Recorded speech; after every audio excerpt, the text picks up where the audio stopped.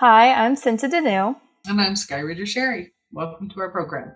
and tonight we're going to be talking about the winter solstice that happens on the 21st, which the solstice can change what date specifically. It really depends on the year. However, the winter solstice is actually the beginning of the sign of Capricorn in tropical astrology. So it's extremely significant for astrology and also predicting for the next season. I don't tend to do a lot of research on the solstice charts or the equinox charts, really.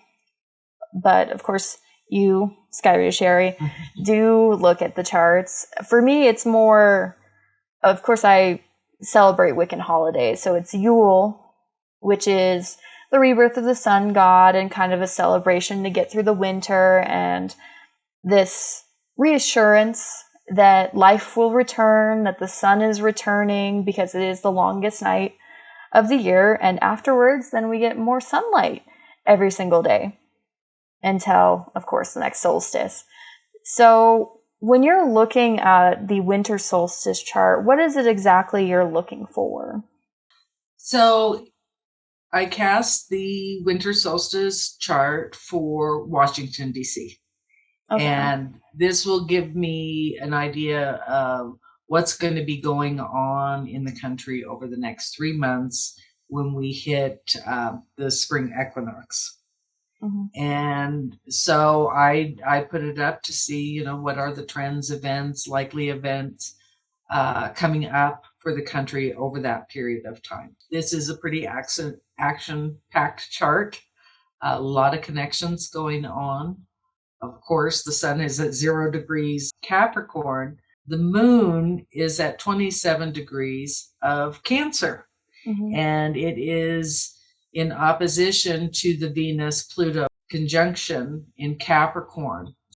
This is the first thing that jumped out of the chart for me. Mm-hmm. And the moon is in the 6th house of public health. Oh, and okay. It's opposing the Venus-Pluto axis in the 12th house.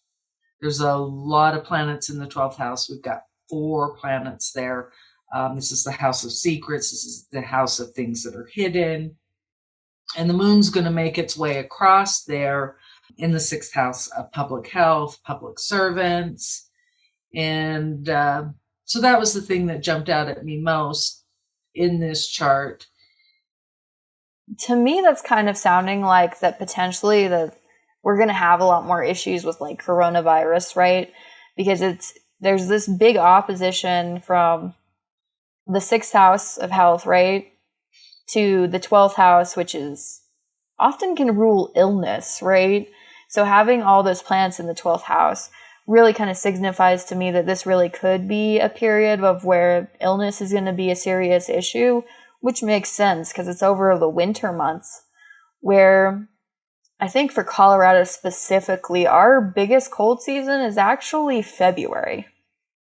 Even though we get flu shots around October and they might not really even be working by the time February comes around, that's usually when our flu season is like at its peak. So yes. With Corona, it seems like that we could definitely have a peak of having issues with Corona over this period of time because of the cold and other factors. The other thing with this chart is we have Neptune, which can also rule diseases and illness and that kind of stuff in the 1st house of the people.